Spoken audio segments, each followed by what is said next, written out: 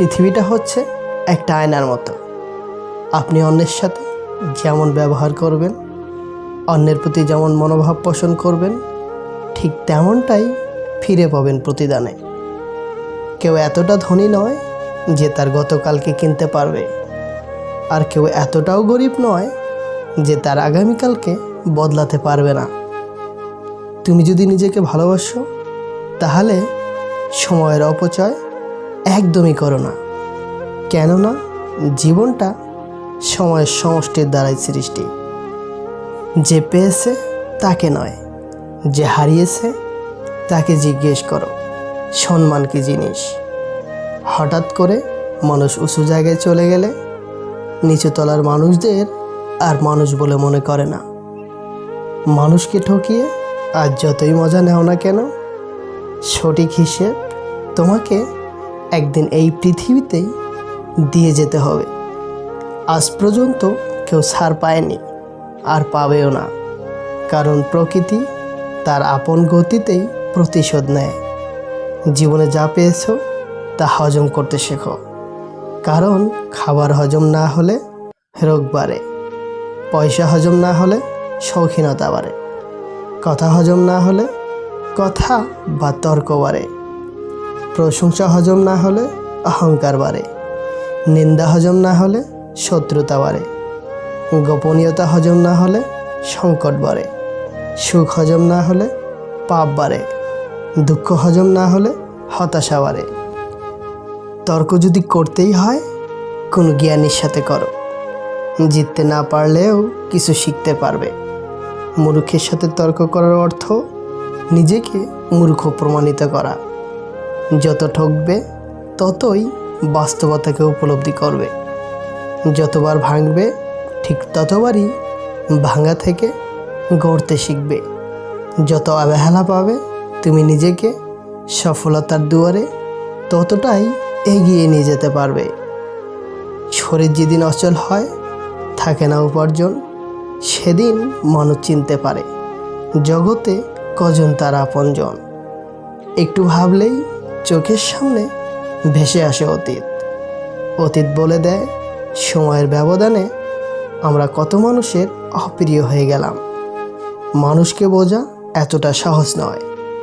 কেউ কেউ কয়েক যুগ পার করার পরেও তার কাছের মানুষটাকে চিনতে ব্যর্থ। ভালো থাকতে চাইলে 5টি জিনিস ত্যাগ করতে শেখো। নাম্বার 1, অনেক বেশি ভাবা। নাম্বার 2, নিজেকে অন্যের সাথে তুলনা করা। নাম্বার 3, সবাইকে খুশি করা। নাম্বার 4, অন্যের উপর বেশি আশা করা। আর নাম্বার 5, নিজের অতীত নিয়ে চিন্তা করা। কার উপর বিশ্বাস রাখবে? মানুষের উপর? সে তো সাপের থেকেও ভয়ঙ্কর। সাপ ছবল মারে আত্মরক্ষার জন্য, আর মানুষ ছবল মারে আনন্দ পাওয়ার জন্য। সব ঠিক হয়ে যাবে এটা ভেবে অপেক্ষা করে থাকলে তুমি অপেক্ষাই করতে থাকবে। তাই সাহস করো, উঠে দাঁড়াও। অপেক্ষা না করে সব কিছু নিজেই ঠিক করো। যে শুধু নিজের ভালো চায় সে কুজন, যে আপনজনদের ভালো চায় সে সুজন, আর যে সবার জন্য ভালো চায় তিনি মহাজন। সত্য এটাই যে জীবনে আমরা যা চাই তা সহজে পাই না। আবার সত্য এটাও যে আমরা সেটাই চাই যা সহজে পাওয়া যায় না। একটা মানুষের মন ছোঁয়ার আগে তার দুঃখগুলো অনুভূতি দিয়ে ছুঁয়ে দেখো, তবে তাকে ছেড়ে যাওয়ার কথা কখনোই তোমার মনে আসবে না। জীবন শেষ বলে কিছু হয় না। আমরা যেটাকে বা যেই পরিস্থিতিকে শেষ বলে ভেবে নেই, সেটাই নতুন এক অধ্যায়ের সূচনা ঘটায়। সময় হলো অমূল্য সম্পদ। যদি তুমি সময়ের মূল্য না দাও, ভবিষ্যতে তোমার নিজেরই কোনো মূল্য থাকবে না। জীবনের কাছে শিখেছি নিজেই নিজেকে খুশি রাখো এবং অপরকে দুঃখ ও আঘাত দেওয়া থেকে বিরত থাকো। সেই সুখ ত্যাগ করা উচিত যা তুমি অপরকে দুঃখ দিয়ে পেয়েছ, কারণ কাউকে দুঃখ দিয়ে নিজের সুখ ভোগ করার অর্থই হলো ভবিষ্যতে নিজের দুঃখ রচনা করা। কঠোর হওয়া ভালো, কিন্তু মাঝে মধ্যে সিদ্ধান্ত বদলানো উচিত। পরিস্থিতি এবং পরিণতির কথা মাথায় রেখে হাঁটতে শিখে নিজেকে অনেক বড় ভেবো না।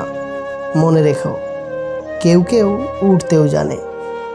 যদি তুমি তোমার ব্যর্থতা থেকে শিক্ষা নিতে পারো, তাহলে তোমার ব্যর্থতাই হলো তোমার সফলতা।